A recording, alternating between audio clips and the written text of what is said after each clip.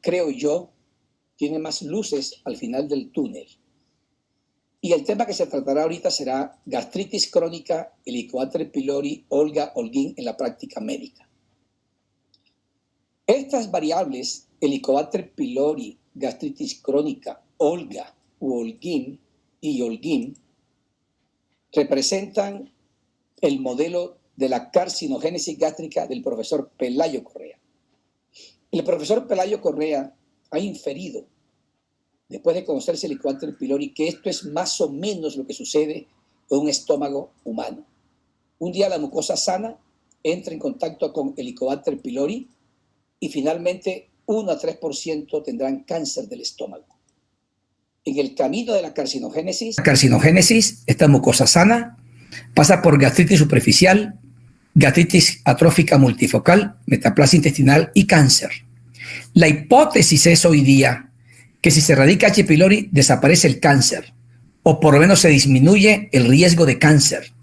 Sin embargo, cuando hay gastritis atrófica multifocal o metaplasia intestinal, hay menor eficacia de la erradicación de Helicobacter pylori. Teniendo en cuenta lo anterior, los científicos han diseñado lo que en el 2020 se puede sintetizar diciendo que constituyen estrategias para prevención secundaria del cáncer gástrico. Y esto en la práctica diaria significa específicamente que cuando alguien va a una endoscopia de rutina, y recientemente un colega de otro país dijo que la endoscopia de rutina es como el pan diario de cada día para un gastroenterólogo. Y creo que el pan diario debe ser lo mejor que pueda haber. Entonces, el estándar hoy día de una endoscopia de rutina es que se investigue y erradique Helicobacter pylori si está presente. Y la segunda parte importantísima, la actividad de un gastroenterólogo, que en esa endoscopia es necesario establecer el riesgo para cáncer gástrico. Y esa estratificación del riesgo que específicamente lo que quiere el doctor y el paciente se determine si ese estómago tiene riesgo de cáncer porque es un estómago premaligno. Y se puede hacer dando múltiples biopsias y el patólogo informando cuál es la extensión de atrofia o la extensión de la metaplasia intestinal. Utilizando endoscopios avanzados que pongan de NBI y con base en NBI recientemente el doctor Jimmy Ribeiro y su grupo ha establecido un nuevo puntaje, una nueva forma de evaluar la metaplasia intestinal mediante NBI que se llama el EGI. O se puede utilizar el BI o el CLI. En nuestro continente, el profesor Fabián Gura es un experto en esta tecnología.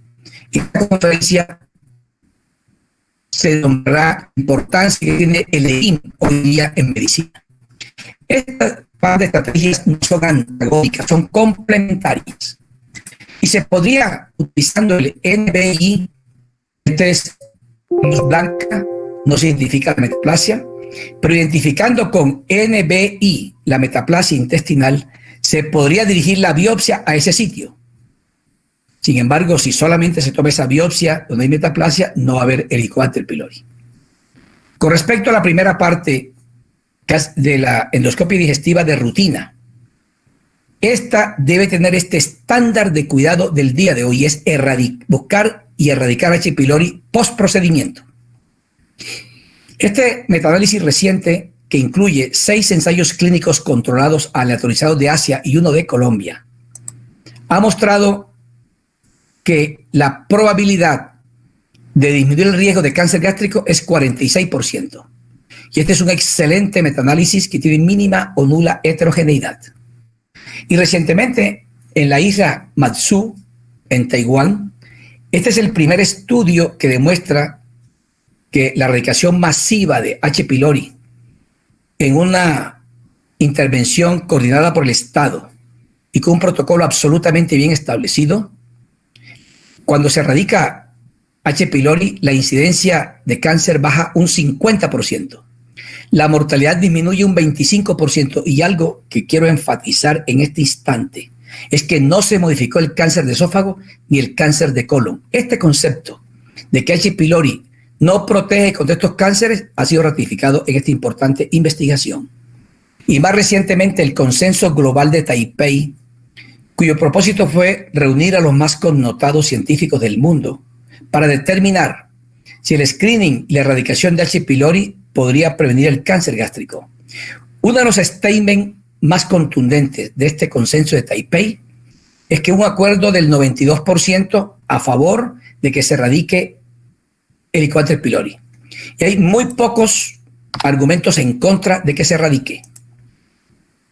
Una población en la cual, que ya no es una erradicación masiva, sino que hay que buscarla de manera proactiva, es que los pacientes que tienen un familiar de primer grado con cáncer gástrico, hay que buscarle a ese familiar Helicobacter pylori, al probando que está al frente en la consulta. Y se ve cómo si se erradica H. pylori, que está aquí en esta línea roja, el riesgo es 1.2% de cáncer hacia el futuro versus 2.7% si no se erradica H. pylori. Hay que buscarlo proactivamente en familiares de primer grado con cáncer. Y también este ensayo clínico aleatorizado, me parece a mí que es de lo mejor que se ha publicado, es que si un paciente tiene cáncer gástrico temprano y se ha eliminado endoscópicamente, debe recibir terapia de erradicación de H. pylori. Este individuo ya tiene riesgo de cáncer genéticamente. Si el médico deja la noxa más importante para cáncer, que es Helicobacter pylori, tiene un alto riesgo de que le dé un nuevo cáncer metacrónico. Por eso, en este par de escenarios hay que buscar activamente H. pylori. Y la probabilidad de que lo disminuya comparado con placebo es del 50%. La vigilancia de la gastritis crónica hacia el futuro, como la segunda parte del estándar de cuidado del 2020 en un paciente que va a endoscopia digestiva, es que si tomando múltiples biopsias se determina que el Olga o el Holguín es de 0 a 1, este paciente se observa. Se erradica H. pylori y se observa. Si es Olga 2, recientemente hay la duda de si ameritaría o no ser seguido. Pero es contundente el concepto que Olga 3 o 4 amerita vigilancia. En esta conferencia quiero enfatizar que si un paciente que va a endoscopia no se le estratifica el riesgo de cáncer, esa endoscopia parece que no se hubiera hecho. El consenso de Kioto no establece cada cuánto tiempo se vigila. En Italia, el consenso de ellos reciente es cada 3 años. En Chile, 1 año es cuando se vigila. En China, cada año. En Colombia, no se sabe.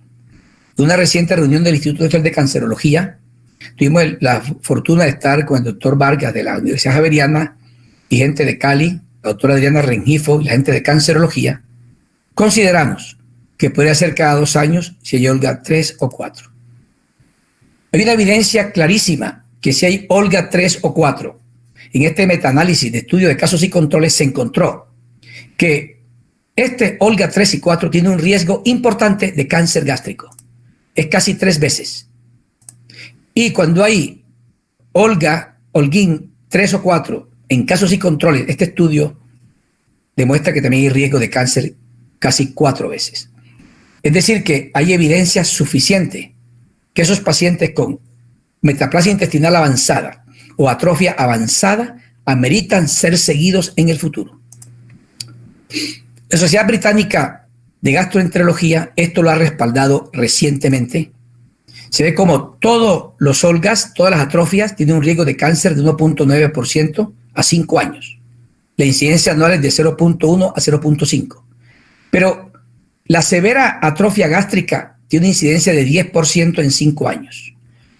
La metaplasia intestinal antral, 5.3. Pero metaplasia tanto antral como corporal, que sería el Holguín, tiene avanzado 9.8 de riesgo, similar a la atrofia severa.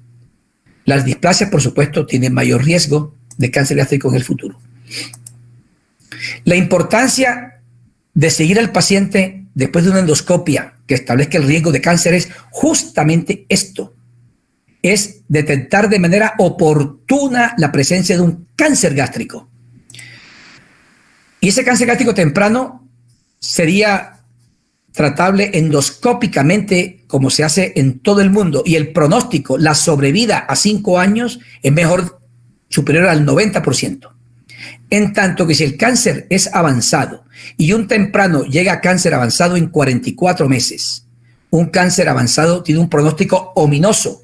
Esto pasa en el mundo, que tiene alta incidencia de cáncer, y también pasa en nuestro continente suramericano.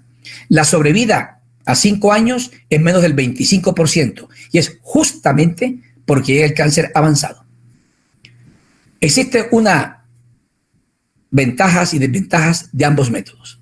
Cuando se compara biopsia versus endoscopia, que es el foco principal de mi conferencia, hay que decir que la histología requiere presupuesto para pagar estas biopsias. Patólogos expertos y entusiastas, porque terminar la categoría de la gravedad exige paciencia y dedicación y mucha experticia. Se toman biopsias al azar. Sin embargo, cuando es al azar, por ser en parches las lesiones, puede existir un error de muestreo. En el pasado se temía que tantas biopsias pueden tener riesgos. El NIH ha hecho una investigación de hace muchos años y demostró que hasta 20 biopsias se pueden tomar y no pasa nada. Estas biopsias requieren esperar 1 a 2 semanas.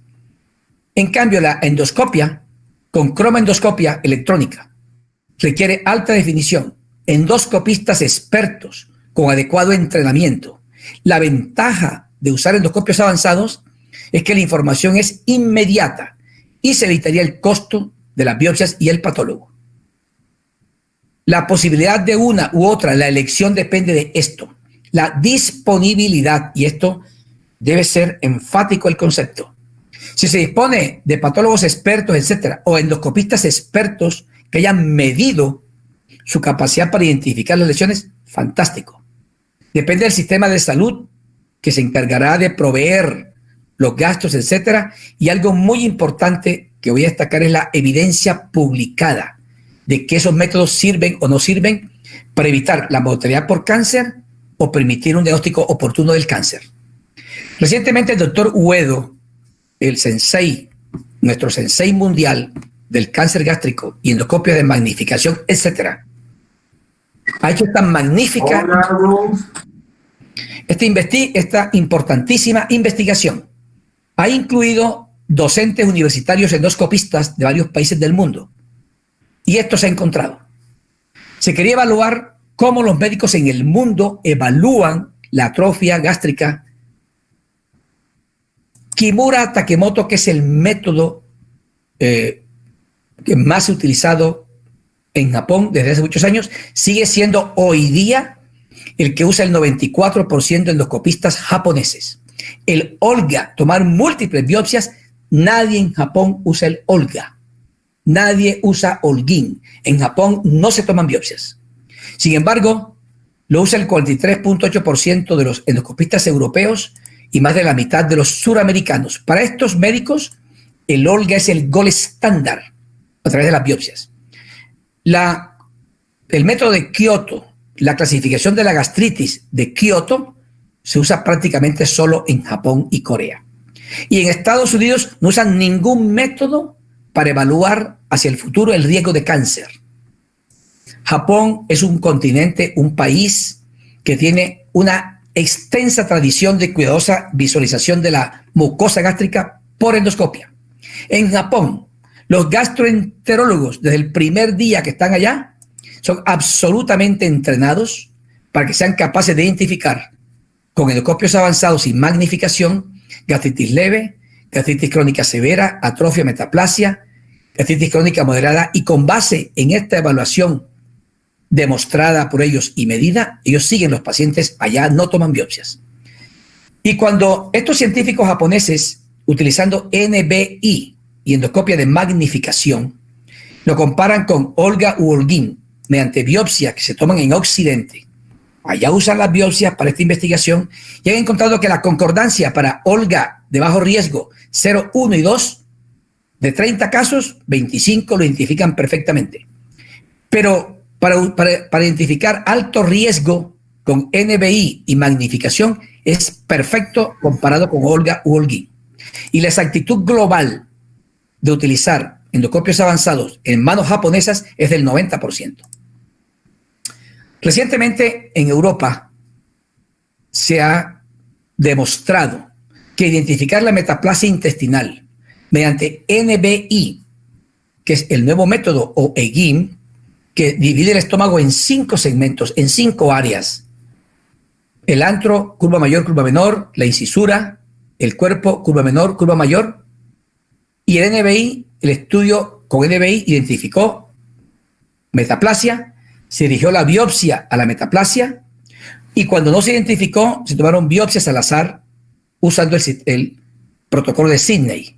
Y esto se encontró una correlación casi perfecta. El puntaje de esto es 0 a 10. Menos de 30 no hay metaplasia intestinal al NBI, es 0. Menos de 30% da un puntaje de 1. Más del 30% un puntaje de 2. Entonces el antro tendrá un puntaje de 0 a 4. Tiene 2 áreas para ver. La incisura tendrá un puntaje de 0 a 2. Y el cuerpo tendrá un puntaje de 0 a 4 porque mirará esta extensión de la metaplasia en la curva menor y en la curva mayor.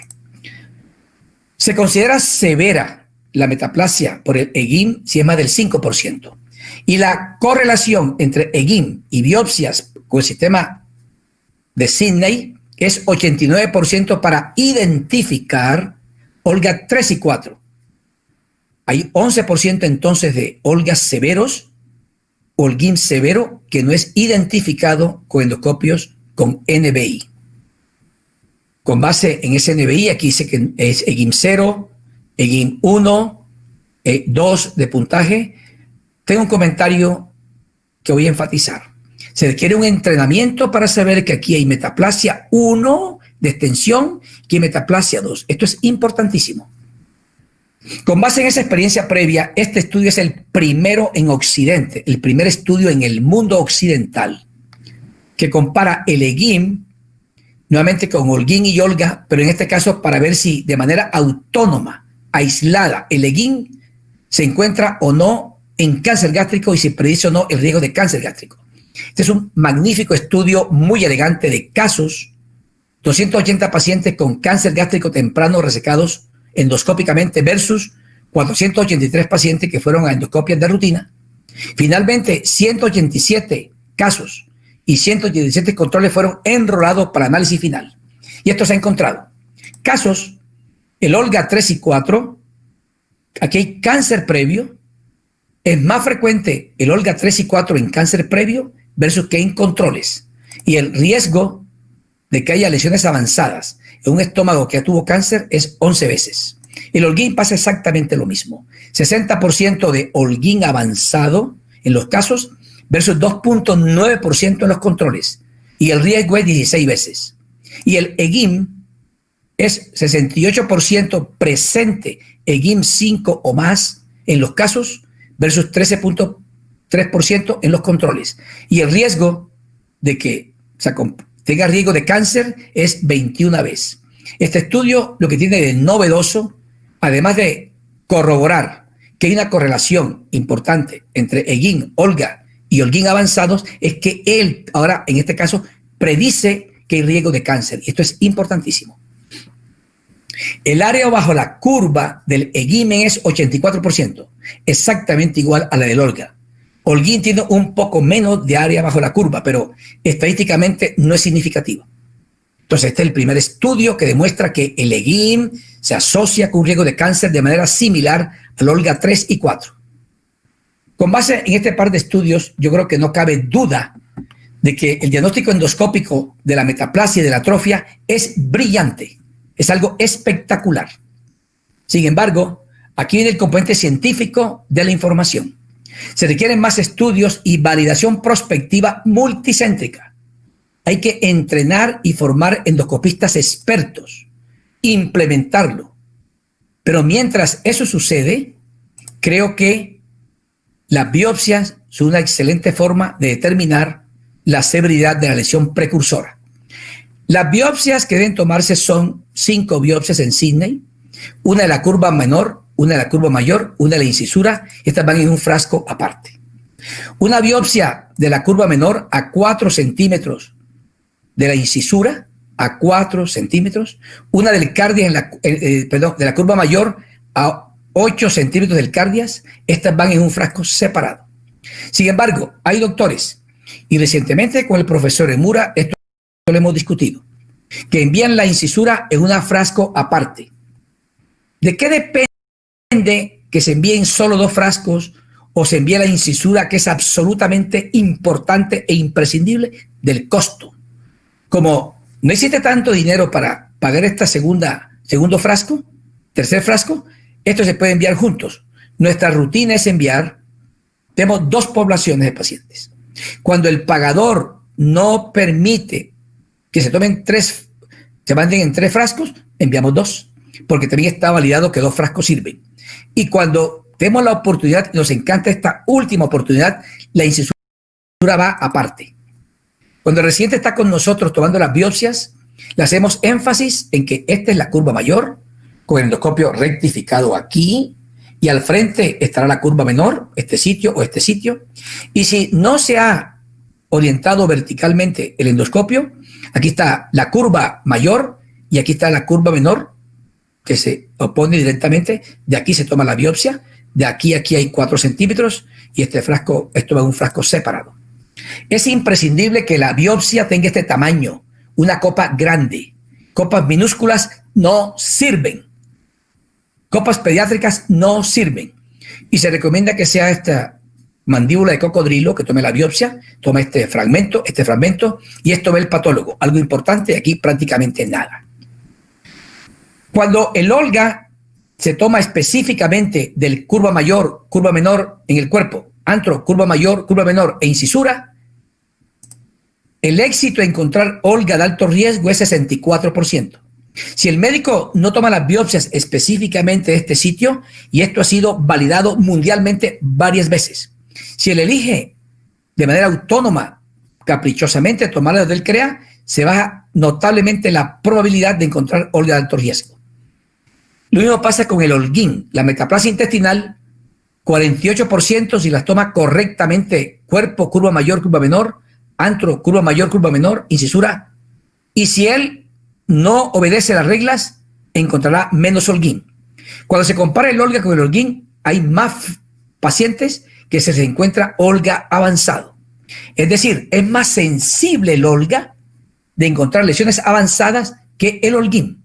Y esto se debe a lo siguiente, probablemente. Lo que está aquí en rojo, este es un magnífico trabajo de la profesora Piazuelo. Lo que está en rojo es atrofia gástrica. Lo que está aquí encerrado en azulito es metaplasia intestinal.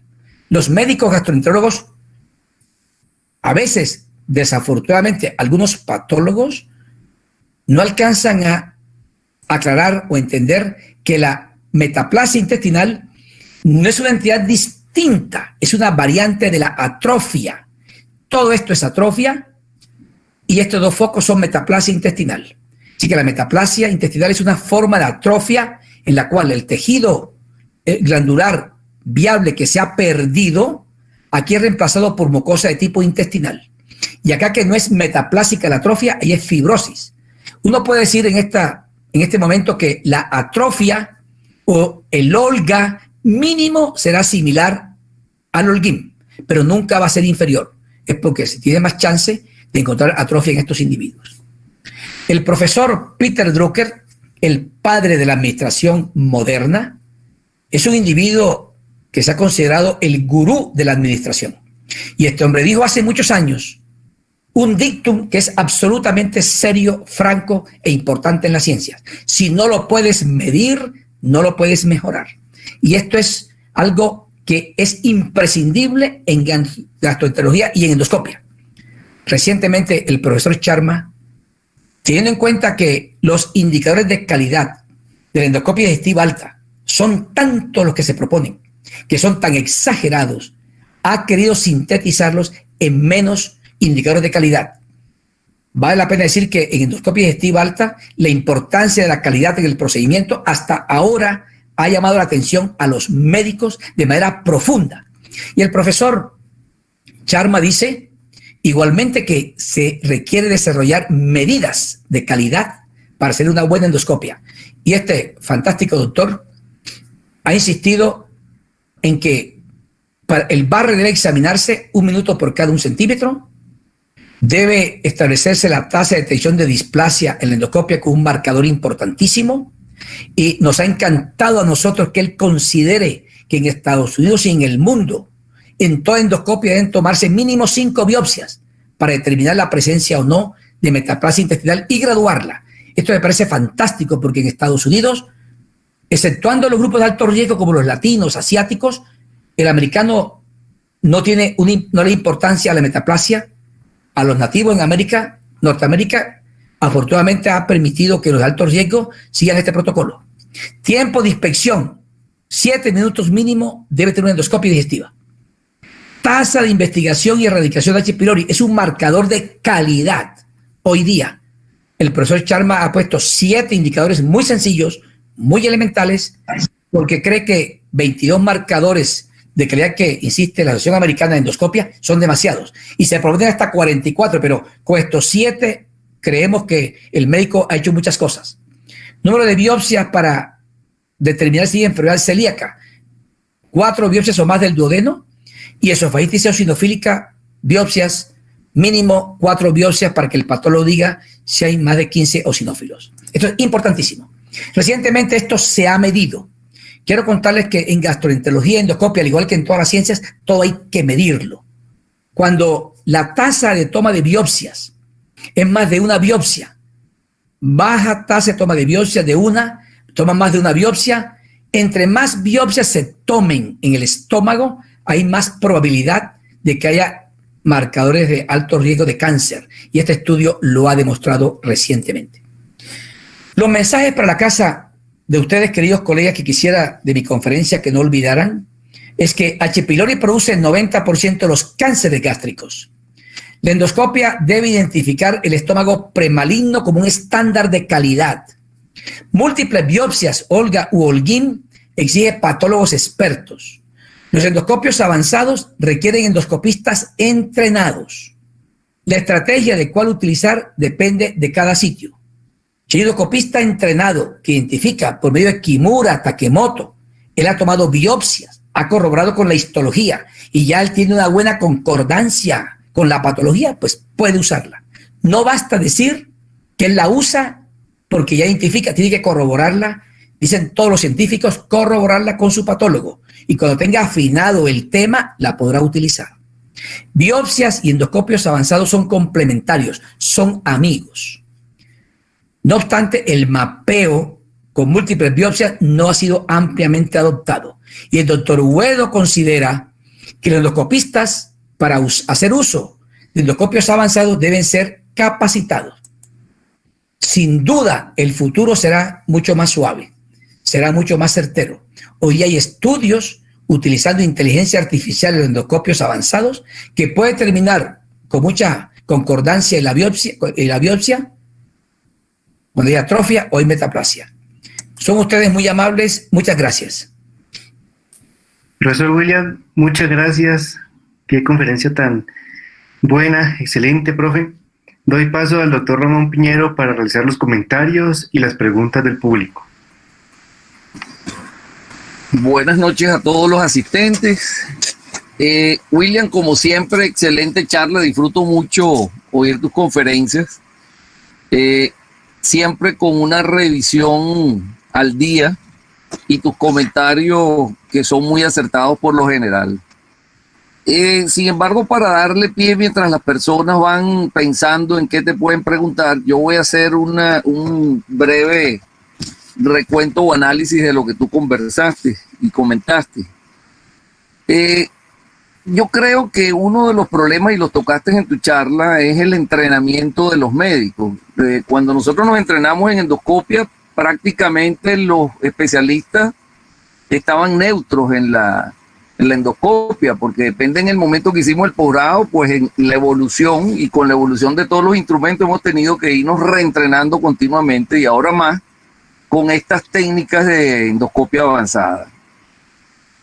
La información de la tecnología en endoscopia avanzada, fíjense que en los últimos 20 años es que se ha recabado la información y es ahora cuando empiezan a publicar lo que hace 20 años empezaron a hacer.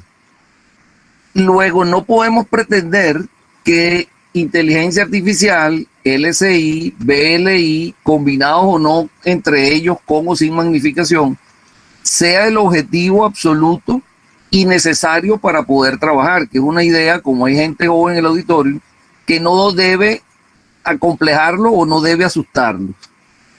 Otro comentario interesante es que la clasificación de gastritis de Kioto, que a pesar de que va a tener unos 15 años aproximadamente, tal vez un poco más, porque el congreso fue en el 2013, o sea que la información venía rodando de antes, es ahora cuando se le está dando mucha importancia con publicaciones de este año, donde le están dando validez al diagnóstico de la presencia de la infección de Helicobacter pylori con endoscopia estándar.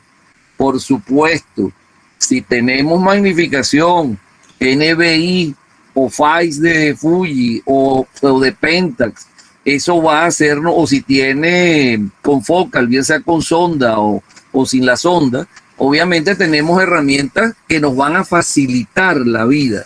Pero un comentario que me gustó mucho de William fue del doctor Otero, el que estos métodos son complementarios, aquí no es absoluto.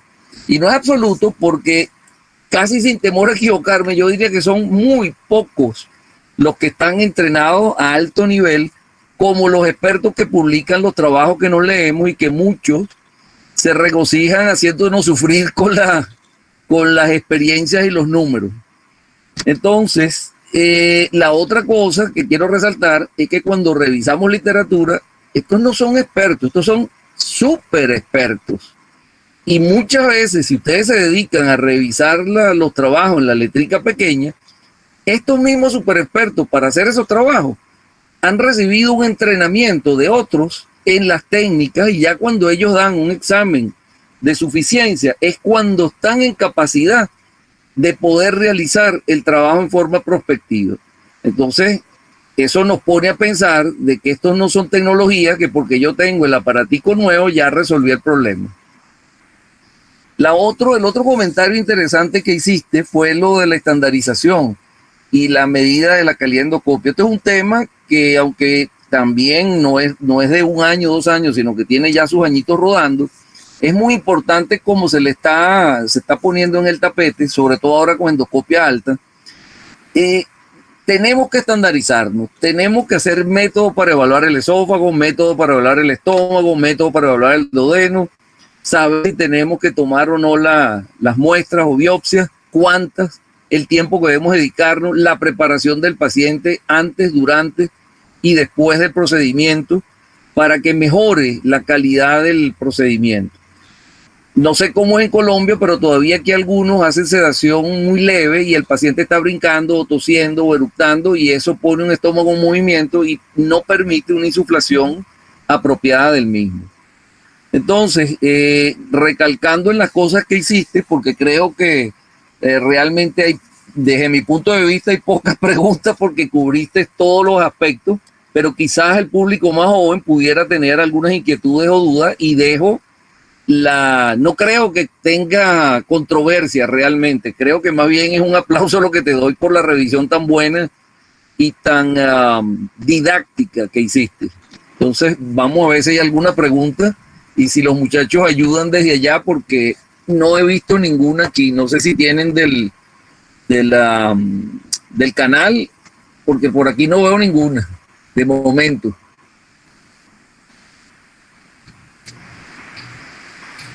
¿Qué dicen? Meli, Gilberto, allá en el canal, aquí, si algún colega desea hacer la pregunta. Pelea conmigo, William, mientras tanto, a ver. Yo quisiera hacer una pregunta. ¿Puedo hacer una pregunta? Sí, claro, por supuesto, doctor Vargas, claro que sí, Rómulo. Gracias. Bueno, pero primero que todo, pues una conferencia excelente, didáctica como siempre, y nada, nos pone al día en cuanto a esta suerte de controversia. Pero realmente estamos en el umbral de la estratificación del riesgo de cáncer gástrico por endoscopia. Obviamente esperemos que el método se difunda más, pero me parece a mí que tiene unas ventajas comparativas que a largo plazo pueden ser superiores al método Olga. Mi inquietud es a cómo enseñar esto a nuestros fellows, William. O sea, ¿qué estrategias tenemos para incorporar estas herramientas que todavía no son sistemáticamente enseñadas en América Latina? ¿Qué estrategias podemos implementar?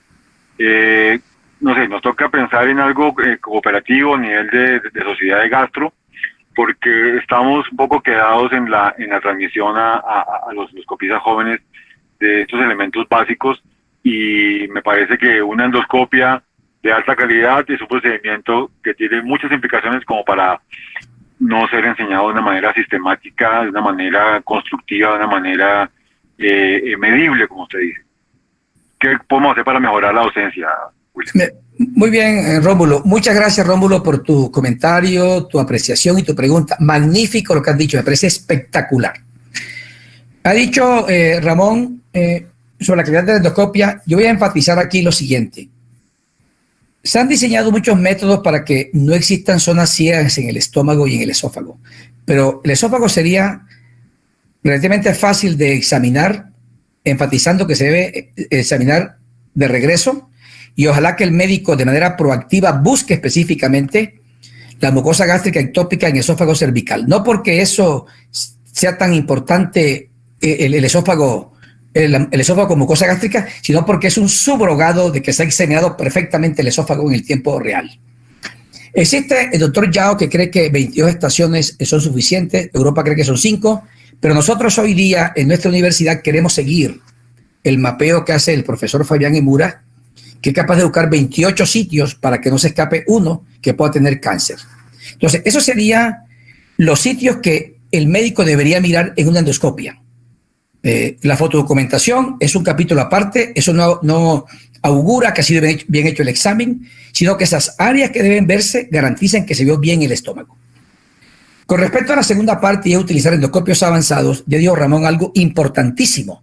Eso requiere que expertos enseñen las características morfológicas de la mucosa y los vasos sanguíneos, y después que el individuo identifica perfectamente con endoscopios avanzados esas lesiones, es la parte que nosotros insistimos científicamente, debe cotejarlas con el gold estándar que es Olga Wolgin. Si después que él toma esas, que ya está seguro que está identificando por Kimura Takemoto y endoscopios avanzados, magnificación, NBI, BLI, CLI, la biopsia debe corroborar que lo que dice es verdad. Entonces, lo que dice el doctor Vargas, que es un excelente profesor, creo que nos toca a todos empezar a formarnos específicamente en la tecnología avanzada. La brecha que yo veo ahí es que no todo el mundo tiene NBI, CLI, el BLI, la luz azul no está disponible en todas partes. Entonces yo diría que los que tienen estos endoscopios magníficos, que puede ser cromoendoscopia digital o electrónica, deben recibir un entrenamiento formal. Y como dice Ramón, cuando ya estos expertos tengan la suficiencia, comenzar a utilizar el método y prescindir de las biopsias. Recientemente escuché una conferencia de Ramón magnífica, en el cual con la clasificación de Kioto y luz blanca, viendo un firmamento con estrellas allá en el fundus, eso anuncia que hay Helicobacter pylori. Pero que uno, si no ve el firmamento con esos punticos de tiene H. pylori, creo que es apresurado pensar que eso supera al test respiratorio de hidrógeno para buscar H. pylori. Entonces, concretamente creo que el que tenga la tecnología debe usarla, entrenarse, y antes de implementarla como única herramienta, debe corroborar que es verdad, midiendo, como hacen los japoneses, como hizo ahorita el grupo del doctor Dini Ribeiro. La cotejaron y la compararon primero con el Olgin, que es el estándar. Después que estaban seguros que eso era así, han seguido los trabajos. Y creo que nosotros en nuestro medio tenemos, yo quiero invitarlos, creo que una endoscopia de muy alto nivel en América Latina la hace Emura Center. Esa capacidad que tiene esa rutina de limpiar el estómago sin burbujas, sin moco, sin espuma, y que por favor un país con tanto cáncer gástrico debe tener entrenamiento de endoscopista en estas nuevas técnicas, esta forma de ver el estómago. Conclusión, reunirnos todos, entrenarnos en estas técnicas y hacia adelante entonces.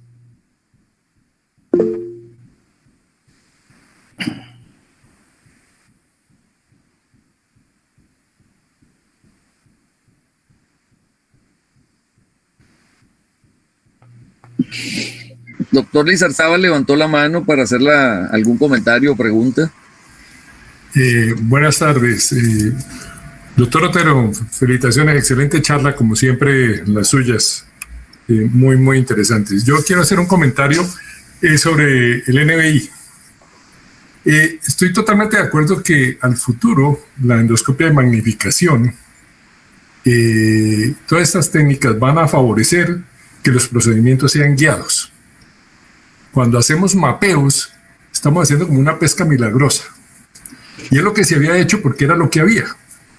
Pero en la medida en que los equipos van mejorando la visión y van aumentando la capacidad de ver cosas que no veíamos, las biopsias deben ser dirigidas y creo que eso va a terminar siendo así en las endoscopias de magnificación. Pero aquí hay mucha gente joven y tienen que caer en cuenta de una cosa. El NBI es muy bueno cuando la lámpara está nueva. Uno, cuando adquiere juguete, uno disfruta todo lo que uno ve. Pero hay un pequeño problema y es que la lámpara permite en la endoscopia de luz blanca ver muy bien durante mucho tiempo. Pero el NBI, cuando usted pone el filtro, más o menos por ahí el 50% de la lámpara ya empieza a perder la calidad del NBI. Entonces hay que tener mucho cuidado porque en nuestro medio no hay la capacidad de cambiar las lámparas en forma temprana. Uno casi siempre alarga la vida de la lámpara hasta que se agota lo más que se puede. Y en ese periodo de tiempo, al final de la lámpara, el NBI pierde mucha capacidad. Entonces hay que tener mucho cuidado con eso porque uno nunca ve que le digan, mira, el 50% del NBI ya pierde su potencia y usted debería cambiar la lámpara. Y eso uno no lo percibe sino con la experiencia. Cuando uno ya ha vivido el equipo, ya cambia unas 3 o 4 lámparas, es que uno se da cuenta que la capacidad del NBI se pierde en forma temprana. Entonces hay que tener mucho cuidado con eso, porque cada vez va a haber más equipos de magnificación, cada vez los vamos a tener más a la mano, es un hecho que los tenemos cada vez más a la mano, pero mucho ojo con el NBI cuando la lámpara ya ha pasado un cierto tiempo de la vida, porque se pierde la capacidad y uno no se da cuenta, porque usted pone la luz blanca y ve muy bien, pero pone el NBI y si la lámpara ya lleva cierta sobrevida, la capacidad del NBI se pierde.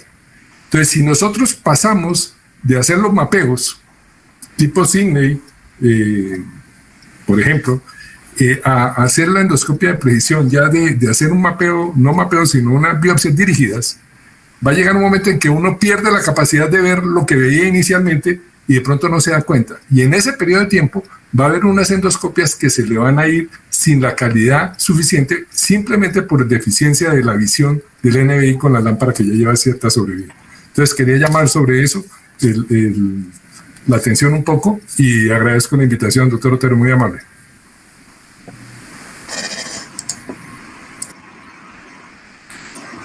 Quizás lo que vamos a manejar no es tanto NBI, sino pasar ya a las tecnologías más recientes como son el BLI o el CLI con magnificación o sin ella y con inteligencia artificial o sin ella, que es a lo que realmente vamos a ir, porque el NBI tiene la dificultad de que solamente va a ver el foco que está identificando y siempre va a necesitar identificar las áreas previamente con la luz blanca para saber dónde va a resaltar tanto la magnificación como el NBI solamente.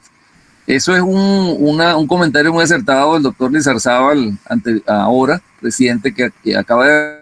Pero sí comentar de que el problema es que nosotros vamos de técnica en técnica y nos arroparon, como se dice en el béisbol. La tecnología va muy deprisa y nosotros vamos muy despacio porque ni tenemos con qué comprarla, ni cómo sustituirla, y para rematar no hay quien nos entrene, que esa es la otra.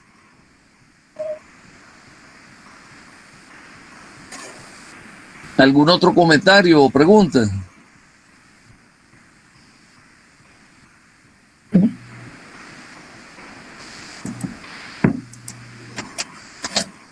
Bueno, Gilbert, ¿algún comentario, Gilbert? Yo tengo una ventaja mientras el doctor Gilbert habla. Yo manejo en la Sociedad Anticancerosa tanto magnificación con NBI como magnificación con FAIS. Y la verdad es que después que uno se mete en estas tecnologías no quiere dejarlas, pero una de las cosas que debe quedar clara a la gente joven es que deben sacarle el máximo de rendimiento a lo que tienen. Si es endoscopia estándar de alta resolución, ver las imágenes, acostumbrarse a verlas y más que verlas, buscarlas. Y para buscarlas hay que hacer una endoscopia de calidad, de dedicación y con un estómago apropiadamente preparado o limpiarlo en el momento y con una buena sedación, que sería un comentario que yo podría agregar acá. Doctor Piñero, muchas gracias por sus comentarios. Definitivamente nosotros, la nueva generación de gastroenterólogos, ese apoyo con las nuevas tecnologías y con estas contamos en la Universidad Nacional de Colombia. Estamos recibiendo entrenamiento por parte de nuestros docentes, pero es claro la utilidad aún del CIGNEI y sobre todo en la identificación de estas lesiones precursoras de cáncer. Y además otro tema pendiente definitivamente es la linitis plástica, en el que en muchas ocasiones por la dificultad que se tiene en la endoscopia por la espuma no logran identificarse este tipo de lesiones y se han identificado a través de la biopsia de mapeo. Entonces, muchas gracias a todos por participar. Gracias, profesor Otero, siempre sus charlas tan actualizadas, tan didácticas. Gracias a todos, gracias, doctor Piñero. Muchas gracias, disfruté mucho la interacción y la charla de William, que como siempre, excelente. Muchas gracias, Ramón. Eres muy querido por nosotros, te admiramos, te respetamos. Muchas gracias por aceptar la invitación. Gracias a Gilberto, jefe residente de nuestra universidad. Gracias a todos los colegas, doctor Landazábal, muchas gracias.